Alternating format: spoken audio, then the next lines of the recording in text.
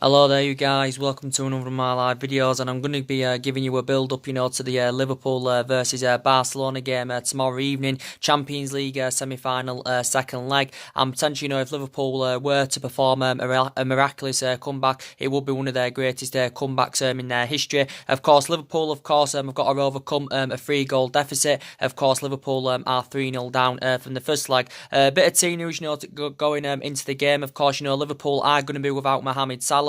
They're also going to be without Roberto Firmino, because Liverpool won at the weekend against Newcastle by 3-2. I think Salah had collided heads in the game against Newcastle, so he's out with a concussion. So it has basically confirmed that Salah, won't be featuring, and that's going to be a big loss for Liverpool. Of course, potentially for me, he's one of the best players in the Premier League in terms of an attacking intent. His work rate's good, his physicality is very good. Is Mohamed Salah's, and of course, I think he's a leading goal scorer in the Premier League this season. I think he's got 22 goals this season. Obviously, last season he scored 32 goals in the Premier League. Did Mohamed Salah? So potentially, Liverpool are going to be out without Mohamed Salah. Roberto Firmino, I think, has got a muscle injury. Of course, he didn't play at the weekend. I don't think against Newcastle. Roberto Firmino, he's got a muscle injury, so it has confirmed he's also going to be out. Liverpool, of course, have got Naby Keita out as well through injury. I think he's got a groin injury. It did say reports were circulating saying that he could be out for at least up to 2 months.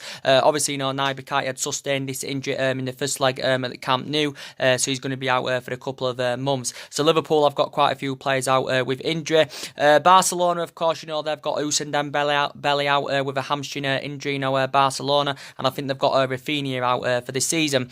But potentially, looking at back, reflecting back on the first leg, Liverpool were really unlucky. I think you did see my match reaction I did last week on it. Liverpool were really unlucky. They had their chances in the game. I think James Milner had a couple of decent opportunities for them. Mane missed a sitter in the first half for Liverpool. Of course, Salah hitting the post. Firmino having his shot cleared off the line. So Liverpool, had their chances in that game, and I thought Liverpool played really well. But of course, when you've got to take your chances against an elite team like Barcelona, and if you don't, your margins are very thin. And obviously Liverpool weren't creative enough in the final third, and obviously they just weren't clinical enough at the right moments, and this is why potentially they didn't win the game, Liverpool. But definitely they had their chances in the game.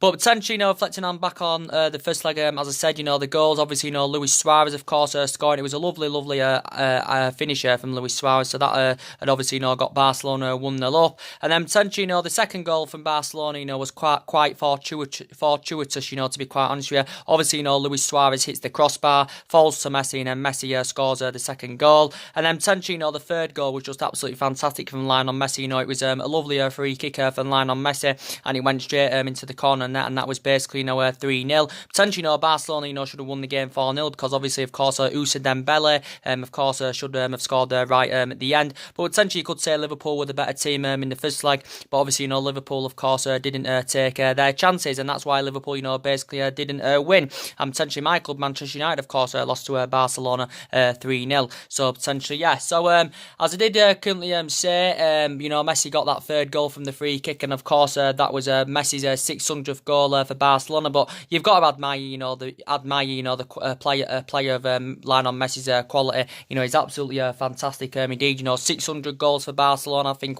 in 683 appearances. I think now he's scored 26 goals against English opposition as Lionel Messi, and I think he's scored about 46 goals in all competitions this season for Barcelona. So you've got to admire, a player of his calibre, Lionel Messi. For me, I think he's potentially, the best player in the world. But Barcelona are not the team, as I did say, on my review last week. They're not the team that there was, 9 or 10 years ago. They're not the elite level football club as it was, about 9 or 10 years ago, Barcelona. But potentially, arguably, they're still one of the best teams in the world. Of course, Barcelona have secured the La Liga, as you all know. This is their 8th La Liga, I think, in 11 seasons. I think it's their 4th in 5 seasons as well. And Barcelona, have got a great attacking trio in the likes of Coutinho, Messi, and Suarez. And for Coutinho, I'm going to be honest about Coutinho. For me, Coutinho wasn't really good in the first leg. And as I did say, Coutinho has not been the player at Barcelona, as he was at Liverpool, because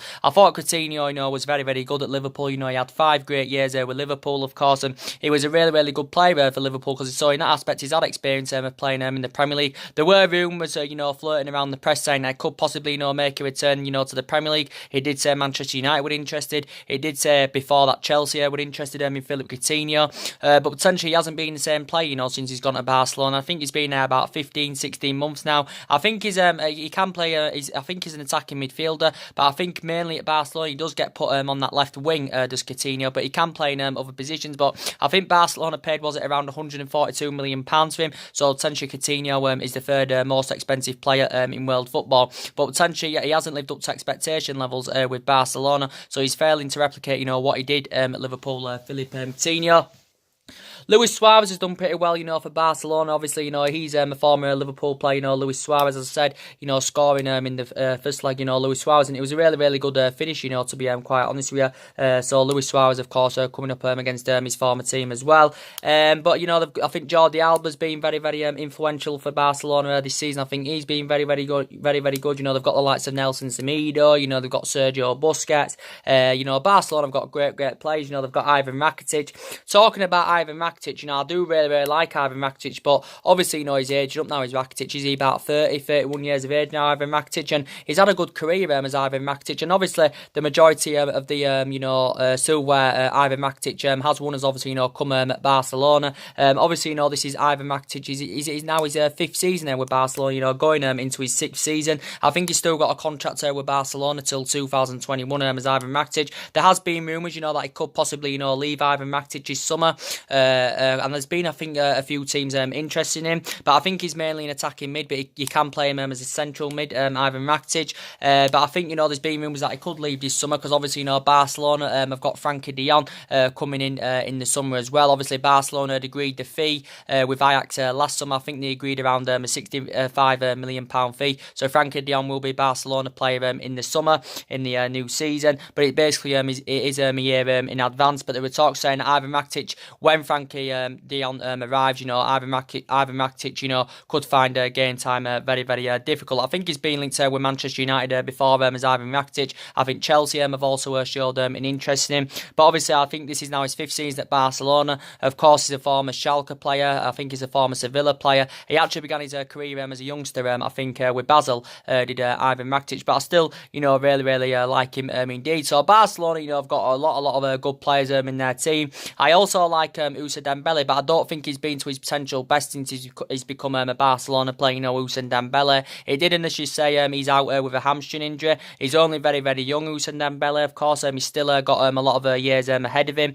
He's actually a former Borussia Dortmund player. I think Barcelona got him a couple of years ago from Borussia Dortmund. I think Barcelona paid around 105 or 106 million pounds for Usa Dembele. But I think it did say he's currently out with a hamstring injury. Is Usa Dembele. I think Usa Dembele is about 21, 22 years of age. I think as a youngster he began his career in Rennes, did Usa Dembele. So I don't think he will be currently participating. But you never know in football. From a Liverpool perspective, Anfield is a fortress. Especially this season. I think they're about how many games now they're unbeaten at Anfield in the Premier League. It's about 40 games or something like that. They're unbeaten at Anfield, and Anfield is a fortress, so it's not going to be easy, for Barcelona to go to Anfield and get the victory. But obviously, from Barcelona's perspective, obviously, they've got that 3-0 advantage, of course.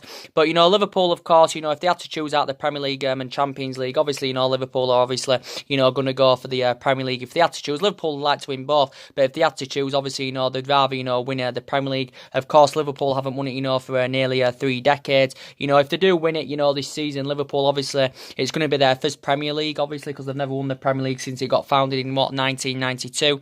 Sorry, was it 1993? Sorry, it got founded. But all in all, if they win it, it's going to be their 19th title, Liverpool's. And they have come close on a couple of occasions with Liverpool, to winning the league. You saw it with Brendan Rodgers. When they had Brendan Rodgers, was it back in the 2013-14 season? Liverpool came close that season. I think they came close back in 2009, of course. Obviously when they beat my club Manchester United, but they did the double overs that season. They beat us 4-1 at Old Trafford.